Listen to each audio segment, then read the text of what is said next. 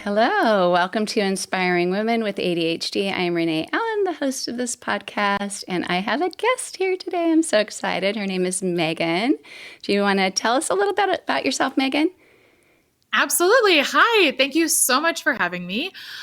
So my name is Megan. I am autistic and ADHD. I was diagnosed a couple of years ago, so I'm sort of a late realized person. But I've always been autistic and ADHD, and I am coming to terms with all of the stuff that means. I am an auDHD life coach for other people who either are autistic, ADHD, or are questioning whether they might be. And I love Star Wars, hence my Star Wars. Oh, that's really great. I love it. I love it. I love it. I love being warm. I'm usually cold, so I'm usually cozied up in something. But I am so excited you're here today. I'm curious if a lot of the women that you work with are diagnosed as women too. Is that common? Yes. A lot of the people I work with are late diagnosed, late realized. A lot of people I work with are self-diagnosed, and a lot of people I work with are women, non-binary, and I work with a couple of men, but I don't tend to attract men quite as much. Yeah, that's funny. Yeah, you never know who you're going to attract, and some different than others. But yeah, it's interesting because very few are diagnosed as girls when they're young. So, and yeah. I like that you said some are self-diagnosed because it's not necessary for everyone to be officially diagnosed to understand how their brain works and everything. So I learned about Megan. She has a YouTube channel called Neurocurious. Is that right? Yes. Yeah. And even just the name before knowing who you were made me excited because I have such a curious mind. Like I couldn't go on until I asked, are a lot of them diagnosed as children? Because that's one thing that I love. I was just telling my cousin that this morning because she has a daughter that has ADHD. And she said, I wonder if she's actually AuDHD. See, I keep saying it wrong. What is it? AuDHD? Yes. AuDHD. Yeah. She said, I wonder if she's AuDHD also. And I said, the great thing about learning you have a diagnosis or a disorder or whatever it is, a condition, is that then you can make sense of things. And I said, I almost feel sorry that you don't have one because then you can't figure out your brain as easily, you know? Yeah. Yeah, I love the entire concept of neurodivergence, not necessarily as diagnosis, but as deviation from the expected norm. And it really helps to know the patterns in which you deviate and the ways in which you support. Yeah. Oh, that's really great. Yeah, and it's fun to find out when your friends have a similar diagnosis or similar disorder, whatever it is, and to compare how it manifests for them, how their ADHD plays out or how their autism plays out. So that's really cool. What if women are listening who have ADHD and have never thought that they might have autism as well? Do you have any defining factors that are more like, well, if you don't do this, then if your brain doesn't work this way, you're more likely to have ADHD and not autism as well? Ooh, okay. So I have a couple of thoughts on this one. First of all, nothing I say should be taken as diagnostic. I am not qualified to do that in any way. Yeah. With that in mind, though, I do think there are ways we can look at these, lenses we can look at these through. So the first thing I would say is there are, and I learned this from Leslie Side on TikTok, Leslie spelled Lesley. And she talked a lot about core features of an experience versus associated features. And how a lot of autism and ADHD have the reverse of each other. So autism's core features tend to be social difficulties and sensory difficulties, right? But associated with that can come emotional dysregulation and attentional problems and all this other stuff, right? ADHD, the core features tend to be attentional problems, emotional dysregulation. But associated with that, because of those things, we often also struggle socially. We can have sensory sensitivities and stuff. But it comes down to what is core to the experience versus what happens because of those core things. When you are AuDHD, it all feels core, right? It's all of it is central to who you are. And I will say, if you've ever thought well, I couldn't be autistic because, something I really encourage people to ask themselves is, okay, let's say you can't possibly be autistic because you like parties, right? My question for you is, how easy is it for you to attend a party? How many rules do you have around attending parties in order to make it fun? Because a lot of autistic people, first of all, we can mask, but also sometimes our ADHD swoops in and like will front for us while the autism hides in the corner until the autism can't do it anymore. And then it's like, okay, we're done, you know? So basically AuDHD looks really different than solely autism or solely ADHD. Yeah. And I was learning just by listening to you or watching your YouTube videos, and it's a misconception with ADHD too. I hear from a lot of women who say, I went to the psychiatrist and they said, you can't possibly have ADHD because you did so well in school. And I thought the same thing with autism. If you have autism, maybe you're not able to go on, although what's her name? The woman that went and got her doctorate that in like cows, and she's a very well-known. Yes, Temple Grandin. That's one of my ADHD things is I forget names all the time. Even if I know them, I've seen her movies, I've seen her. But yeah, Temple Grandin. She was probably the pioneer of showing I'm able to learn. I'm able to, contribute to the world with my knowledge. And I have a different brain than other people, different body. Absolutely. Yeah. I think the idea that you can't be disabled and be smart, it comes from eugenics, right? It comes from this idea that people are less than. And we just really want to fight that narrative. And we also don't want to swing too far in the other direction and be like, oh, like disabled people are okay because they can be smart. Like, no, like people with intellectual disability are totally valid and important as well, Yeah. And sometimes your strengths enable you to do well, but that doesn't mean that you're not struggling in another way. To sit in that chair, to be around. I never had a problem socially, but the physical sitting still part or not talking, there are other things. And I know the social piece can be a big one too, or the sensory. My son, I remember his teacher said, if there's a fly in a room, I know there's no way he'll be able to pay attention to anything I say because he's following that fly, whether it's the movement, the buzzing, he hears things with the lights that no one else hears. Yeah. So, well, I know I'm asking all kinds of questions, but I mostly want to talk about emotional dysregulation because that is a big part of ADHD. And that's something that you know a lot about. And it was interesting learning from you because a lot of the response, I think, of a younger generation than me is feeling shame with that. Whereas my generation or older were kind of like, well, this is how I am. Or people would say things and you might feel embarrassed or teased, but you just kind of thought, well, I'm in that box. And you were still able to have some confidence with it. Does that make sense? And it seems like there's a lot, I don't know, maybe just the world reacts differently at different times, but I'm getting way off on this. But yeah, explain to me what emotional dysregulation is. I've talked about it a little bit, but which emotions seem to be impacted with managing those emotions for women, if there are more for one, gender than the other, or even just for having ADHD or not having ADHD. And is emotional dysregulation part of autism as well? So it can be. It's not necessarily a central part, but it's the direct result of the central parts of autism. Okay. Emotional dysregulation is basically where you deviate from baseline very frequently and very extremely, and you have a hard time coming back to baseline. So it's totally normal for us to all deviate from baseline to a certain extent. Like no one's going to feel like neutral all the time. And baseline is just having no emotion, or just kind of or is baseline more emotion within a range that people aren't affected by it, or you're not affected by it? Baseline depends on the person. Sort of like in the movie Inside Out, all of the people have a different emotion kind of at the helm of the emotional console. So everybody has a little bit of a different baseline, but generally it's when your emotions aren't distracting, they're not distressing, they're not like the star of the show at the moment. Like, that makes me sad.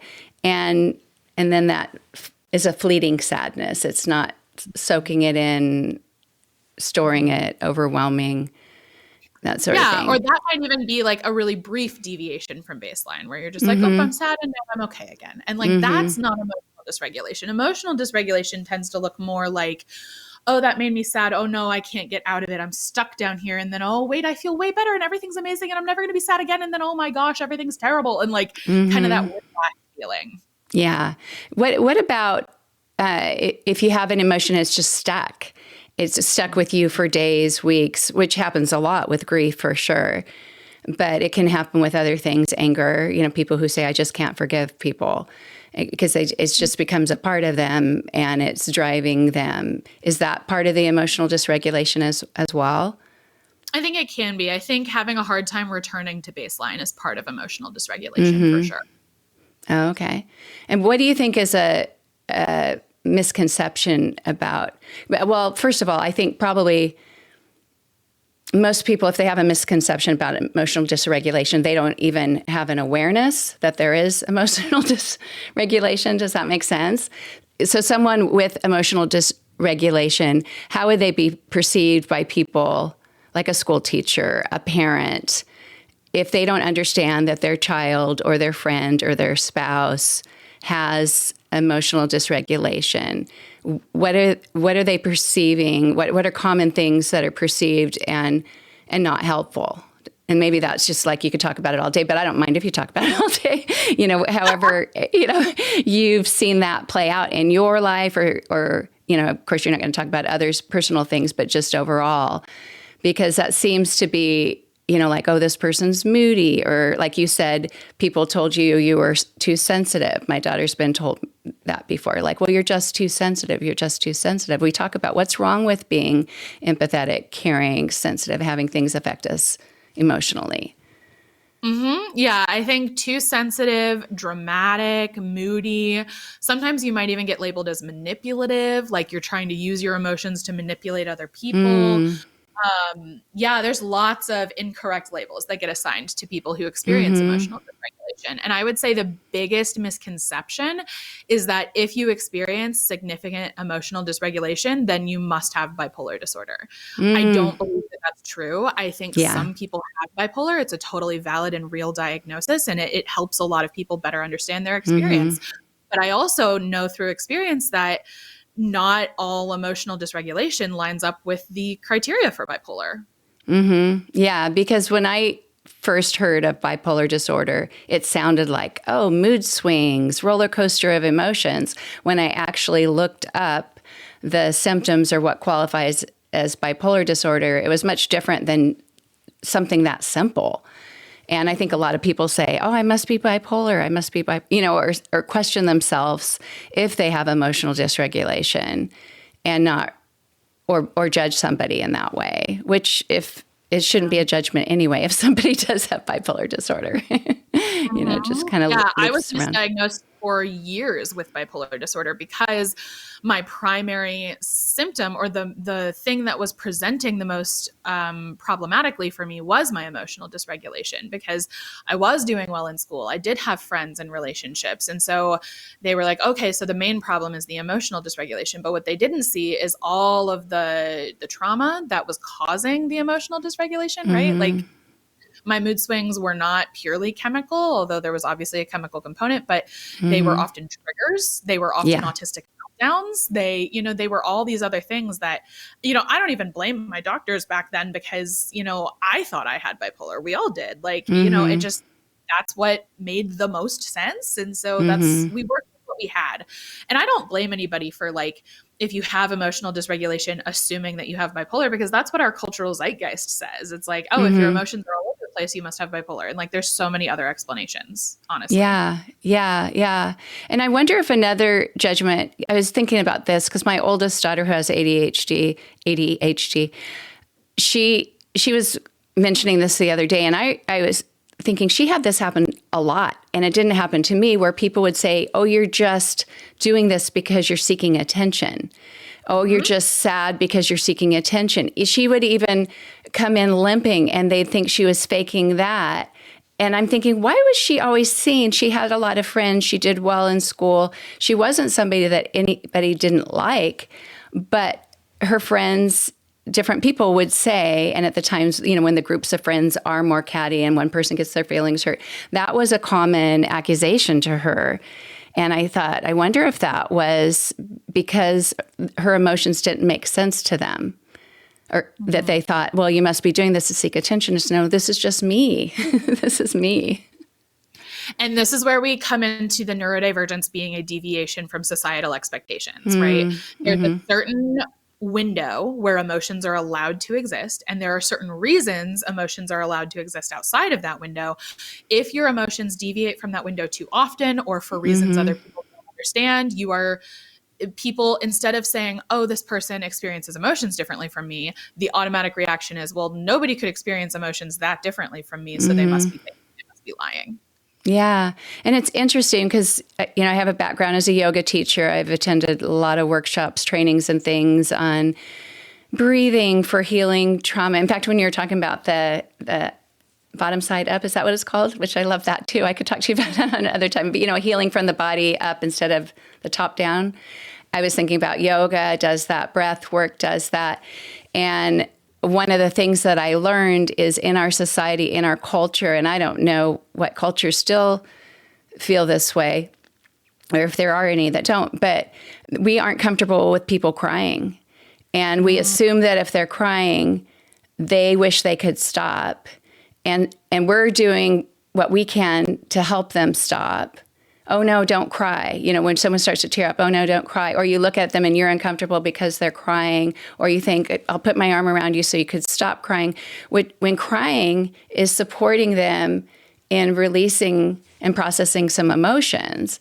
And when I learned that, so much in the society, like, oh, that person just lost her mother. Let's give them some space. Let's not go to their house, which they could benefit by people coming and surrounding them with love and helping them, just sitting with them while they talk or cry.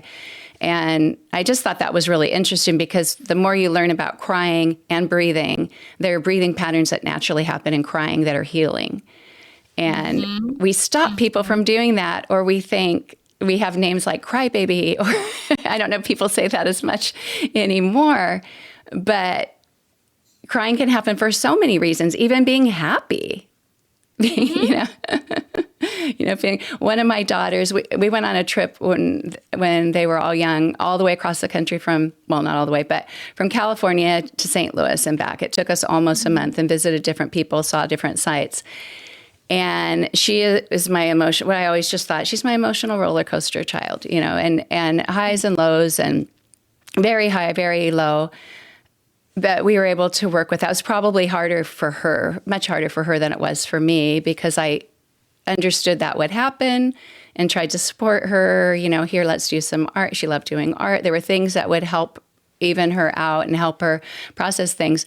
But I'll never forget when we came back from the trip, she walked in and laid on her bed. And I'm thinking, let's see, we did this in 2002 and she was born in 92. So she was 10. And she laid on her bed and cried, but a joyful cry. I can't believe I'm home. I can't believe I'm home, and just sobbed. So it wasn't like she was sad, like I'm finally home. And she loved the trip, but the emotions that brought to be able to walk into the house again. And she, did it. And we were kind of like, oh, that's what she's doing. And I kind of just smiled with it. And at some point, my husband came in and said, you can't do this anymore. And, because maybe it was too much, sensitivity to him, the noise or whatever. But I thought it probably would have been nice to let her do that as long as she needed to do that. Because that was her emotions just coming in full force, Yeah. Leaving space for emotion is really hard in our society that really doesn't prioritize space. It doesn't prioritize like what's called a liminal space, like a space between transition spaces. And like, it really just wants you to be in one category or another. We do live in a society that really prioritizes binaries. And so like being in that liminal space of like, I loved the trip and I loved that I'm home and there's just a lot of love going on and it needs to come out some way. Mm-hmm. And crying is so needed. Yeah. Yeah. And I'm also curious about attachment. How, like if you have a deep attachment to something, maybe like a lot of people do until you find out that you're different. But there's so many things that I assumed everyone experienced because some of these things ran in our family. You know, my grandma always would buy Christmas presents and lose them and not know where they were by the time Christmas. You know, when I started doing that, I thought, that's what my grandma did. My mom would lose things all the time. Oh, that's what. There were so many things that I would just look to a relative and think, this is normal, or this is what everybody does. And then also I've always been attached to memories, photos, reliving memories, talking about things, going back. I'd rather travel to see a good friend or a relative than go to Paris. You know, I don't care about those things. It means a lot to me to be somewhere where I used to live or something like that. And one day I was walking with a friend who had moved away, and we were going to go to lunch and then go to a yoga class where we both did our yoga trainings and we both attended classes there. She taught there, I taught there. And as we were walking, I think we were walking from the class to lunch, and I said, was it just amazing for you to walk in there and be in that space again? Because yoga people even, you know, like they're affected by space and experiences, because every time I walked in there, I thought of the people who did our training, the smell of the soap. I bought the same soap so I can always remember that, you know, I have all these attachments. And she said to me, she said, I don't get attached to locations or people. And I just thought, I didn't even know that was possible. And then I had another friend say to me, oh, that's right, you're one of those people. And she says it with love, and she has ADHD too, but she said, you're one of those people who like seeing people that you used to know. And I thought, I didn't know. So I'm curious how that attachment piece of me, who loves people so deeply and it's so hard emotionally when I'm not near them, how is that is that a part of emotional dysregulation? Because it feels like my emotions come in stronger than for a lot of people. And it doesn't, it can bring joy, but it also can bring a lot of pain. Does that make sense? Yeah. I think that heightened sensitivity can be part of emotional dysregulation for sure, where it's just like something small or something others perceive to be small happens. And for your nervous system, it's not that small. And I think that can absolutely be part of emotional, or can contribute to emotional dysregulation, but also it's not something to necessarily be fixed if you don't want to. Right? Yeah. Like sometimes it's really, it comes with more pain, like you said, but it also comes with more joy. And sometimes the only way to reduce that is to start numbing or deadening things, which is not what many people want to do, although it can be like a survival mechanism. And that's, you know, whatever you have to do to be a person and be here is a good thing. So, but yeah, I think especially the difficulty not being around your loved ones, like that's a big thing a lot of ADHDers talk about, where it's like, I love my people so much, and when I'm not around them, my brain just forgets they exist, and like that's not what I want, and I feel like a bad friend. And you're not a bad friend. That's your brain just loves novelty and loves the current moment so much. We often have a hard time conceptualizing things outside the present moment. Yeah. That's very ADHD. Yeah. And you know what? It's funny because my friend that I was mentioning, he says, oh, that's right, you like to see people you used to know. She also has ADHD, but she's more like what you just mentioned, where when she's not around the people that she loves so dearly, she's not thinking, I need to call them, I need to write them, she needs to do the here and now. And I'm kind of like where I'm thinking about everybody all the time, but it's helpful to people because I do organize reunions. I do say, let's all do a Zoom call. We've had Zoom calls. We've had reunions with 8 friends, well, I guess 7 plus me, from dorms, you know, like 35, more than that, 38 years ago, you know, when we first met, because it lingers with me. And I don't think it bothers anybody, but it isn't something I think I've wanted to change. It's just that I've learned about ADHD and my brain a little bit more. I like the joy that it brings. I like the love that it feels, but it's just, I just have to realize that it's not going to be even. It's not going to be even. But I have seen the side, like my friend, when I was going to move away, when we lived together in the same area, she told me, I'm really scared because 3 other really good friends had moved away, and they were good friends of mine too. And she said they wanted to stay in touch with me. I didn't answer texts. I hardly, didn't call back. She said, and they had a hard time with that. And it was very rare for her to stay in touch with them. And I don't want to hurt you too. And I said, oh, you have the right friend here, because not saying anything about the others, but I had been a letter writer growing up and would write people so much that if they didn't write back, one of my cousins said, I just feel so guilty when I get a letter from you, because I know I probably won't write back, or it might take a few times, a long time before I do. And I said, that doesn't bother me. I just feel in touch with you when I've reached out, because that connected us in one way. That was before email, text, or anything.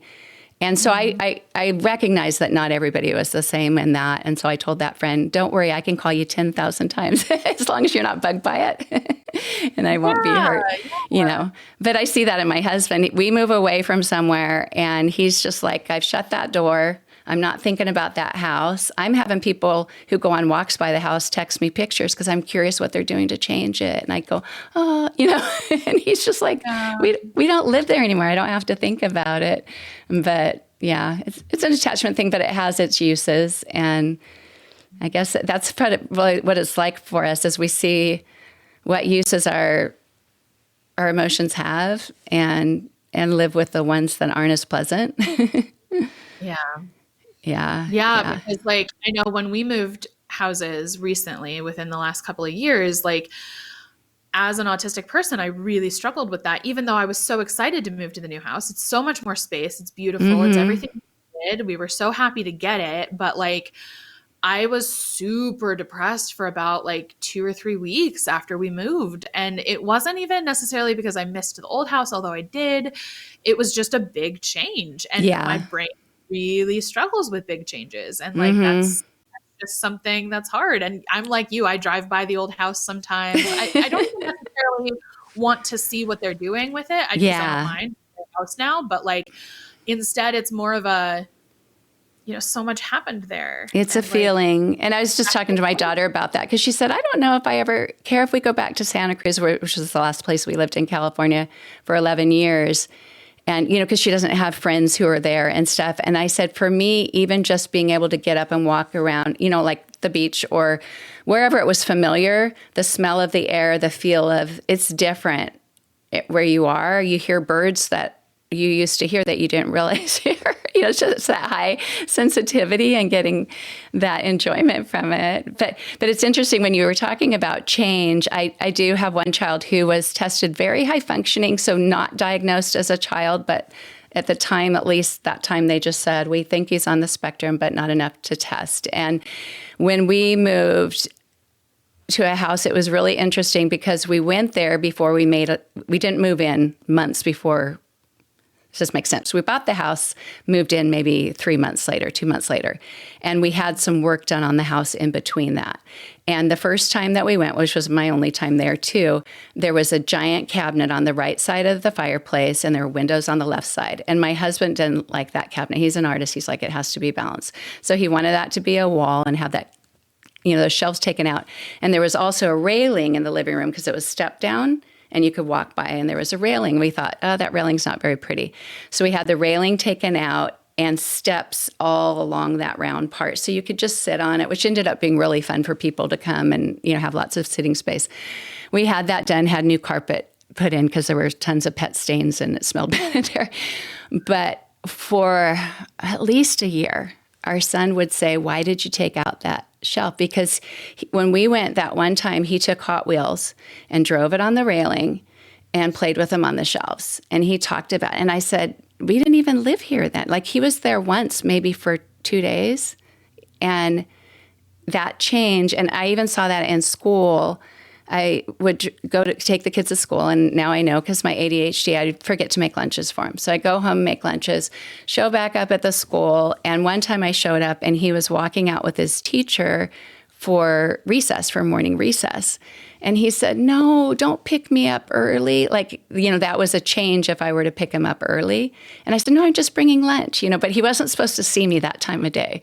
He wasn't supposed to go, and I'd see things like that. I don't know if you look back as a child and see lots of things like, I needed my schedule to be regular. I needed things to be predictable. I think so, but I experience, like, I didn't need every day to be the same. Yeah. Like, my ADHD need for novelty was stronger than my autistic need for routine, if that makes sense. And so I didn't need every day to be the same, but like I needed certain things about my day to be the same. Yeah. If that makes sense. Yeah. Yeah. Yeah. And I'm curious. I mean, I'm probably going to have to change the name of this podcast because I'm asking so many questions because I am so curious. And a lot of the listeners, one friend I was talking to was saying, I really want to listen to this because maybe I have autism too. Maybe so I've heard that ADHD, I've read that you can have sensitivity, but I know it's a much bigger part, like maybe it's more of a core thing for autism. But I don't think I have autism, but I know I have sensitivity. I've always had waist sensitivity to how my pants fit. And I was even thinking my leggings when I teach yoga, I don't like them to be close to my knees because I feel that behind the knee. And I've become more sensitive the older I get.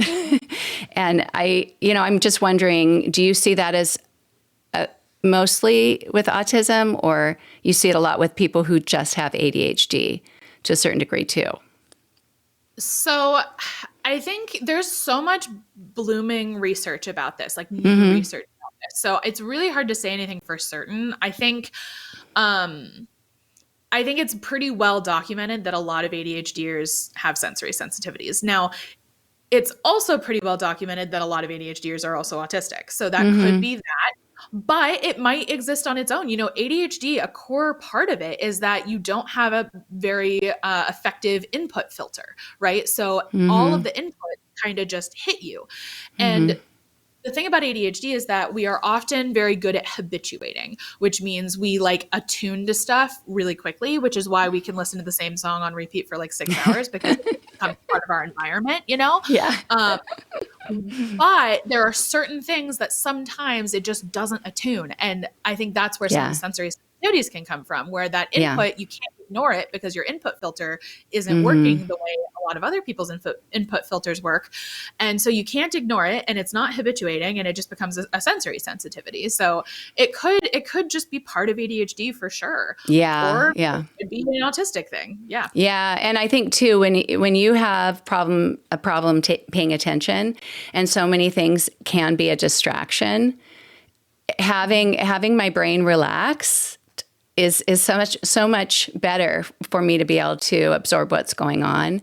And I've learned mostly from my kids, because I think as you get older and your kids get old enough to criticize you and say, Mom, don't do that. When they're little, they don't say that. Or when you don't have kids, people aren't saying it as much. But just going to a movie and someone sits in front of me, his head is a little bit high, like anything that's within that rectangle of the screen, if it's just a bit, even though I'm not looking at the bottom, it distracts me.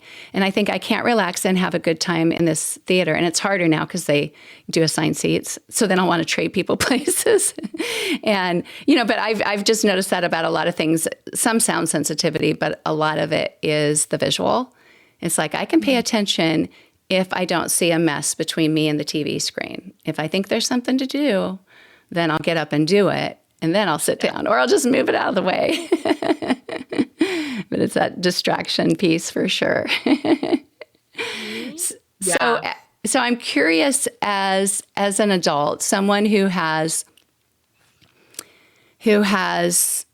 problems with emotions, just going back to the emotions, staying at the baseline, what do you teach people when you work with them?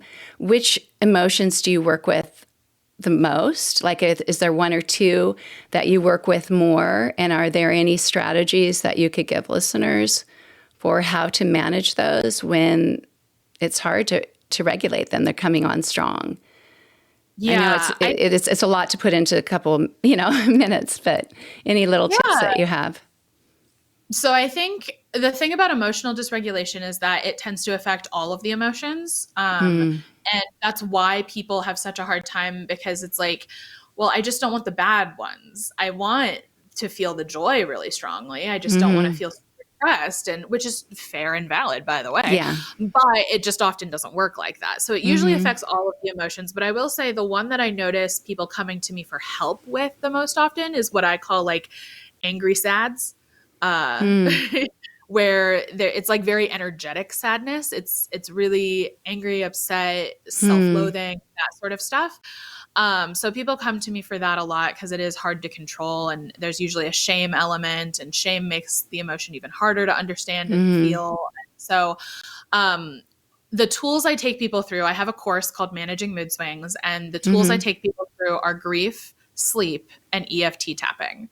So just like a quick rundown of those. Grief, the reason I teach that is because when you are emotionally sensitive, when you experience emotional dysregulation, there's a lot to grieve. Like there's a lot of you that was not accepted growing up and maybe still isn't accepted now.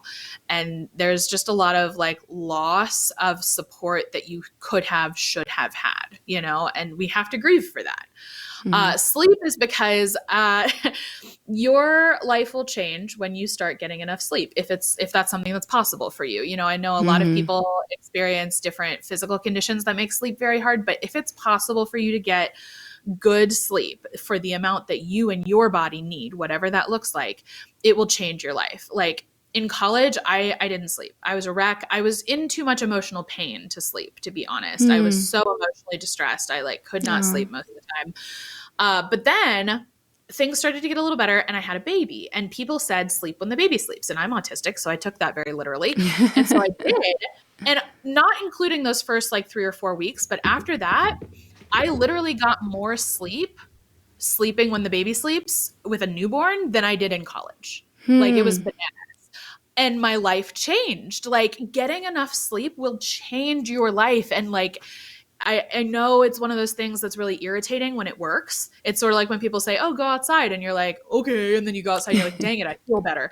But like sleep really does help. So that's the second thing. And the third is something called EFT tapping. So EFT stands for Emotional Freedom Techniques. And EFT tapping is when you tap these really specific spots, mostly on your face. And as you tap, you talk yourself through the emotion you're experiencing that's giving you difficulty. And I know it sounds really out there and silly, but there's a ton of research showing that it's very effective, especially for anxiety and trauma. Wow. And do you think with sleep, having getting enough sleep is one thing, but having your sleep pattern be pretty consistent is important? I think it depends on the person. I think it's more important to get the sleep that you need than it is to get that sleep at the same time. This depends on the person. But like if you have the choice between getting, your full 8 hours, but it's at a weird time, or getting 3 hours, but it's at your usual time, get the 8, like in my opinion. Right. Yeah. But it depends on the person. Like I said, I'm very ADHD forward. So a little change in my routine doesn't bug me. But for someone who's more autistic forward, they it may not matter that they would get more sleep a different way. They have to do it the same way. And I get that. Yeah. I'm also curious about you mentioned let me think of, my brain's coming back to it. When someone is grieving, not having emotional support, and I heard you say on one of your YouTube episodes, do you call them episodes? You probably do. I know on podcasts they're videos, called just a video. videos, YouTube videos. Yeah, I guess that's what it is. That's what I called it before I started thinking of recording some. So, but on one of your YouTube videos, you were talking about if you didn't have the emotional support. So even somebody diagnosed with ADHD in her 40s or 50s, she didn't have the support by experts, and maybe the experts just didn't know, but you were allowing in that to not shift blame on people, but just kind of recognize I needed support and I didn't get it for whatever reason. Do you spend much time thinking about where that support should have come from, or is it more just recognizing and grieving it and trying to heal by doing that? Does that make sense? Does it need to have a specific person it's directed to, or is it more just understanding that would have been really helpful if I could have had that then? There are things that I look back through that aren't even related to ADHD, emotionally, just not understanding relationships, when I started dating or that kind of thing. And I think, gosh, my daughters are so much more stable with that than I was. I was attaching myself to ideas that weren't even real. And you know what I mean? Like, if I had a better understanding about that then, it would have been so much better. And it took me a long time to heal from that emotionally. So I'm just wondering how your approach is with that. So the grief does not have to be attached to a person. I know we usually attach grief to losing a person, but it can be attached to losing a sense of yourself or a version of yourself that you feel should have been able to exist, but didn't get the support that you needed. And I definitely think part of my process is absolutely, like, I think a key part of grief is rage, right? Mm-hmm. There is so much rage involved in grief, like rage that it shouldn't be this way. It just shouldn't be this way. Right. And I think it's okay to get mad at specific people. Doesn't mean you need to tell them, know, I mean, you can if you need to, for sure. But I think there's a lot of value in writing letters you'll never send. There's a lot of value in giving yourself space to be maybe a bad person in the amount of rage you feel, and recognizing that you're actually not a bad person. You just have big emotions, and maybe they're not emotions you want others to see, but that doesn't mean you can't feel them. It doesn't mean they're bad. It doesn't mean you're bad. Yeah. And it's going through that process of seeing what it was, how you feel. Maybe you felt it then, but weren't able to even express that, or you didn't understand enough to know that, but I was thinking about, I haven't done a lot of meditations, but when I was doing my yoga training, we experienced different meditations, and one of them, it was the last one, and he said, this can be really emotional for a lot of people. And I thought, oh, okay. And with ADHD, a lot of times, because you talked about in your videos too about the logical brain, and then, the other, that sometimes my logical brain would be, even before I tried yoga, I won't like this. I'm just going to be making fun of the teacher in my mind. Like when a teacher would say growing up, everybody close your eyes. I think, I don't want to close my eyes. Like, I'm not thinking about it, So I thought I would have that logical response and thinking too much. And I didn't. I ended up loving yoga. And so with meditation too, I wondered, like, how will this be good? But one of the things that he had us do was think through something that was extremely challenging emotionally, and thought through it and go back to that person and help them through it and tell them, give them the support. And and I don't even remember exactly now what it was. It was so big at the time. It carried with me for years. But I remember when you talk about the rage, I don't know if it went to a specific person or what, but I did, and I just cried and sobbed. And when I came out of the meditation, I couldn't hear anybody else, but everybody was crying, because you were able to go through that process of supporting yourself from a new place of understanding and getting mad if you needed to get mad. And anyway, I don't know if that's anything related, but it is very, very powerful. Mm-hmm. Yeah, inner child work is amazing, especially if you have like childhood wounds that need tending. Yeah. Wounds don't get better with time necessarily. They get better with care. And, so we need to tend to those wounds. Yeah. And mine wasn't even child. It was just not quite an adult yet. Yeah. Like things can happen like when you just haven't figured things out. And then you start to put the pieces together. And sometimes it can take years and decades to put the pieces together. You learn one piece and it carries you through the next decade. You learn another piece and you think that makes even more sense now, as we learn and grow and everything.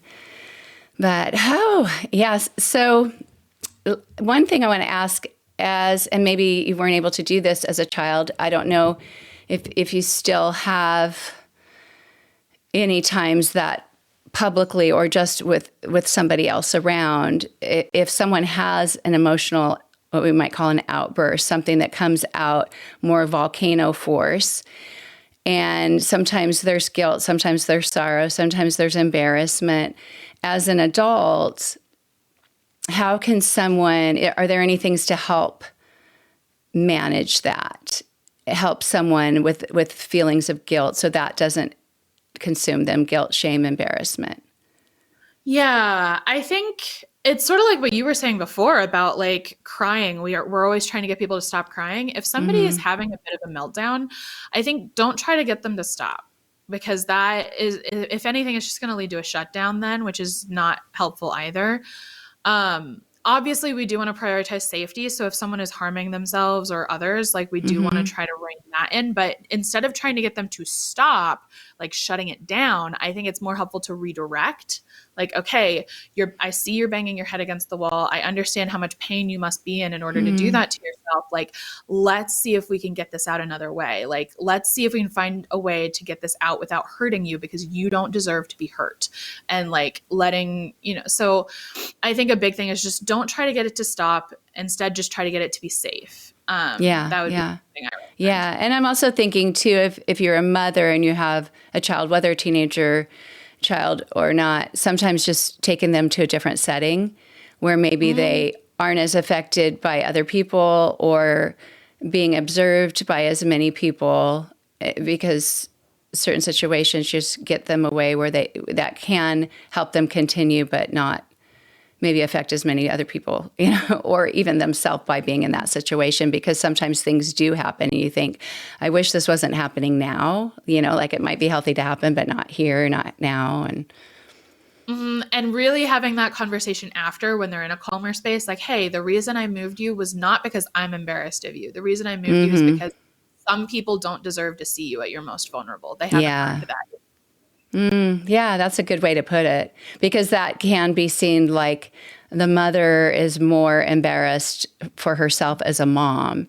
So she's trying to remove this child. And there are times I just, as a mom, I'm glad that even though my era of parenting wasn't as aware mentally as with mental health as we are now, because I see my daughter with her children, and it's like, it's okay if you're angry. I can see that you're angry, but we aren't going to be able to do that. She'll let them express their emotions, but let them know that the situation hasn't changed because of your emotion. But, if you need to be angry or something. But anyway, back to that. I did find it helpful sometimes just to even just get, like you said, going outside and taking a walk is helpful. A change of scenery, or just not put into a place. There was a day that I was getting all of my kids ready for school.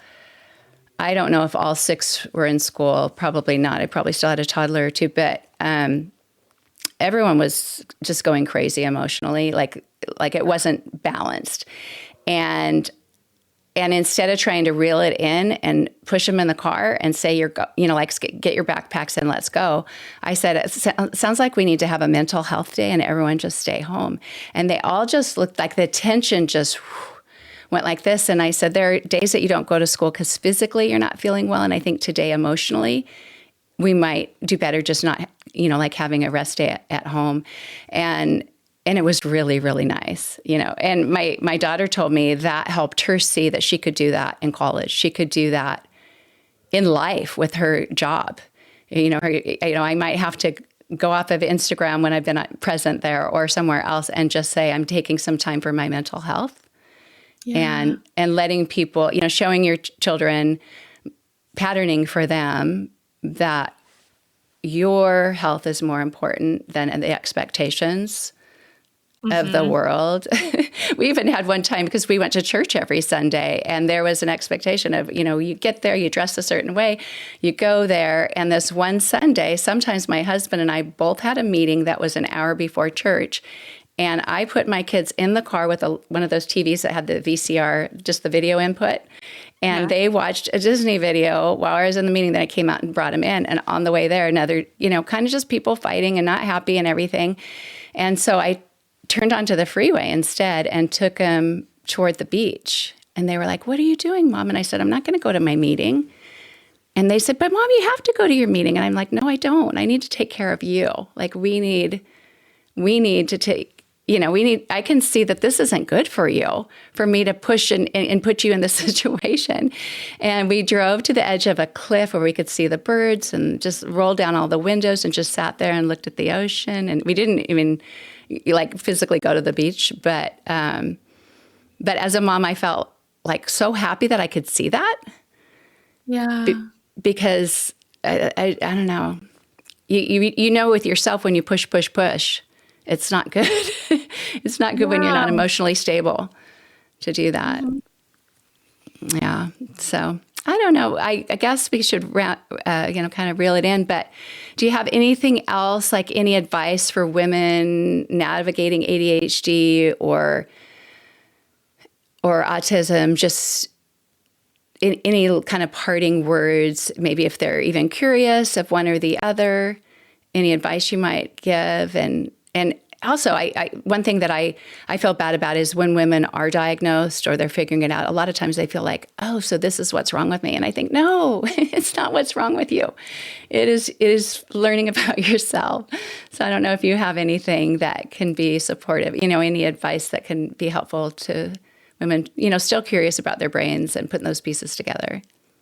Yeah, I know for me, when I had this realization, like I can vividly remember where I was, what I was doing. Like it was the summer of 2016 and I was at my secretary job. I was I worked the front desk for the communications school over the summer.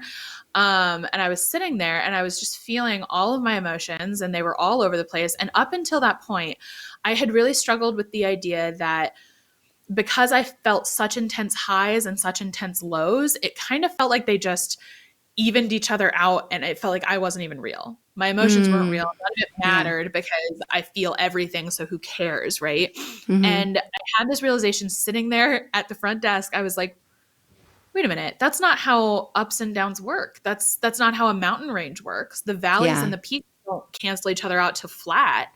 It creates like a beautiful landscape. And are my emotions always beautiful? No, sometimes they suck, but I am real and they do matter. And I just really encourage you to with juggling this potentially for some of you new ADHD diagnosis or reality for you, don't try to become neurotypical because first of all, we can't do it. It's not possible. Second of all, it's just not a thing. It's not how your brain works. It's not how it's wired, and that's okay. Yeah. And I just want to reinforce that there are different types of, what's the word? Like landscapes. Some people are mountain ranges. Some people are tornadoes. Some people are beautiful golden plains or there's all kinds of people, and it's okay for you to just be the type of person you are. Yeah, I love that. I love that with seeing nature, and sometimes a lovely plain and meadow is beautiful too, but you can't force yourself to be a meadow. You really can't. I've shared a story on the podcast before about how when I was in third grade, the night before school started, I was that young, and I was the only girl, so I had my own room, and I sat in bed and thought, this year I'm going to be shy. I wanted to be shy so bad because I talked too much. I blurted out the answers and I wanted the teacher to call on me. There's some of that, I always felt like a teacher was like a personal conversation. I wanted to have that conversation, and she didn't want to hear from me anymore because I was always raising my hand. And so I went to school the next day and sat there at my desk, and I have the distinct memory of looking at my desk, looking at the clock, looking at my desk, looking at the clock. And I couldn't do it. I gave up on that goal by lunchtime. I thought there is no way you can do this. And, when you go back and you look at your report cards and talks too much or asks to go to the bathroom all the time, because I was always wanting to leave the room. And, those things are part of you. And I'm glad I learned at that age that I couldn't change it. most people don't, and they try to fit in, and it's not easy, for sure.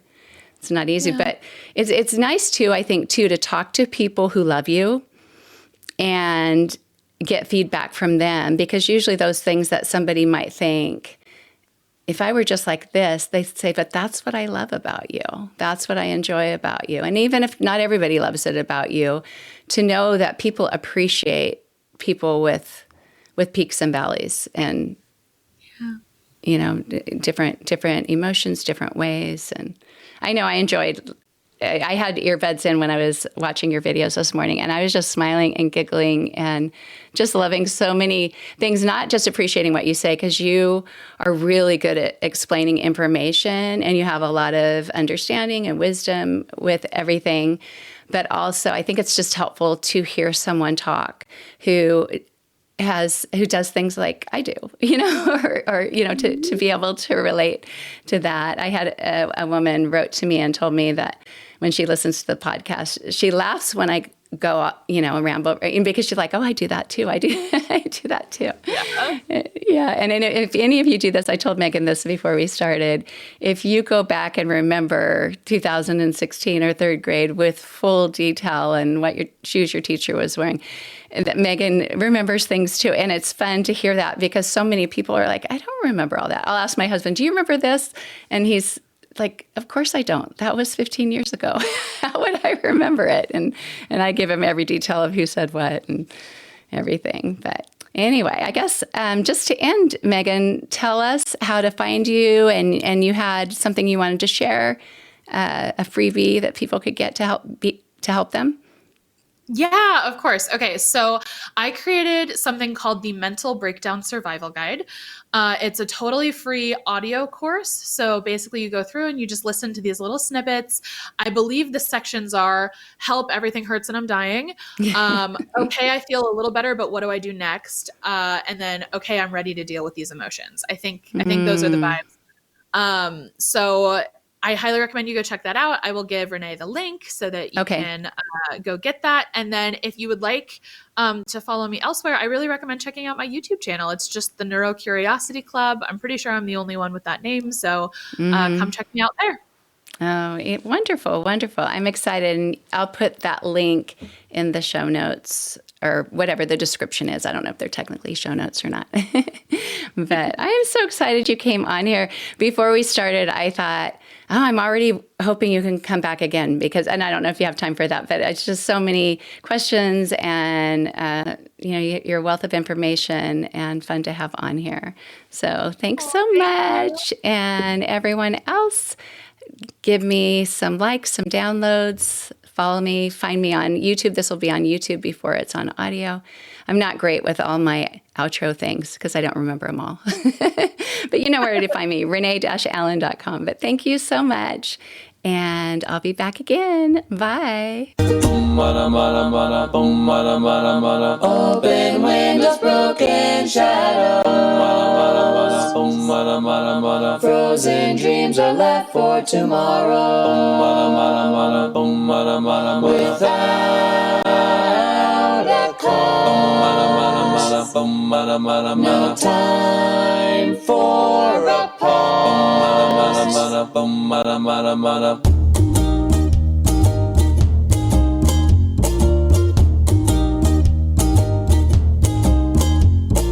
Rewind, I've run out of time to sing melodies and harmonies. I'm cut short. The silence of sound has yet been found, but not by me.